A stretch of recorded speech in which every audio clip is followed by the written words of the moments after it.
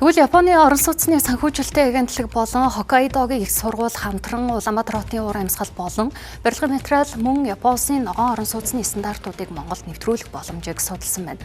Судалгаагаар Монголын орон сууцны барилгын эрчим хүчний ашиглалт болон эдлэгээний чанарыг яралтай сайжруулах шаардлагатай гэх үр дүн гарчээ. Бид мэргэжлийн 3 дахь этгээдээр судалгаа хийлгэж барилгын байгаль дээлтэй байдлыг үнэлүүллээ. Ерөнхийдөө бол аливаа барилга нь ногоон барилга гэж тогтоосны үндсэн дээр бага хүүтэй зээл олгогдож, ногоон барилга нь худалдаа авалт хийхэд боломжийн үнээр иргэдэд хүрдэг бүтцтэй болох нь чухал байна.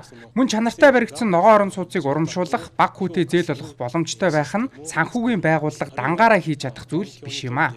Үүнийг төрөөс татаас олгож дэмжих барилгыг үнэлэх систем бий болгох нь шаардлагатай байна. Тэгээ энэ ипотекийн зээл нь яг Японы хүү Монголоос бага болохоор жоохон бас харьцуулж хэлэхэд хэцүү баг. Гэхдээ яг бодит тоог нь хэлье. Японд энгийн орон сууцнд ипотекийн зээлээр орё ихлээр 2.2% хүүтэй жилийн. Ногоон орон сууц хөдөлж авах юм бол 0.5% хүүгийн хөнгөлөлттэй буюу одоо 1.7% хүүтэйгээр ипотекийн зээл авч болно. Энэ зөрүүг нь засгийн газраас одоо дэмжлэг болгож санхүүжилтийг олгодог гэсэн. Тэгэхээр манайх одоо ипотек маань 6% хүүтэй өмнө 8% байстай. Тэгж байгаа бол ногоон орон сууц орж ирэх юм бол бид нэр магадгүй энэ 6%-га ногоон орон сууцн дээр олгодог.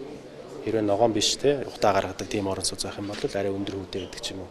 Илүү агаарын бохирдлыг бууруулах ийм чиглэл рүү бодлогын өөрчлөлтүүдийг хийж явах хэрэгтэй болов гэсэн тийм зүйлүүдийг харж байна. Японы орон сууцны санхүүжилтийг дэмжих агентлаг нь үйл ажиллагаа явуулаад 20 жил болж байгаа. 2019 онд Японд анхудаа ногоон орон сууцны бондыг гаргаж байсан туршлагатай юм а. Тэгвэл энэ удаагийн хийсэн судалгааны үр дүнд Монгол улсад хэрэгжүүлэх ногоон орон сууцны зээлийн шалгуур үзүүлэлтүүдийг боловсруулахар төлөвлөжээ. Ногоон орон сууцны стандартыг яг нэгдсэн журмаар энэ орон сууцыг бол ногоон гэдэг хүлээн зөвшөөрсөн бах хэрэгтэй. Хоёрд нь болохоор бүх арилжааны банкуд ипотекийн зээл олохдоо за энэ бол ногоон орон сууц учраас ногоон ипотекийн зээл гэдгийг одоо стандартжуулах хэрэгтэй гэсэн. Бүх банкуд нэг ижил стандартаар. Тэрний дараа жишээлбэл бид нар тэр ногоон орон сууцыг худалдаж аваад бонд болгоод гаргахад бол энэ бол цэвэр ногоон санхүүжилт болно гэсэн.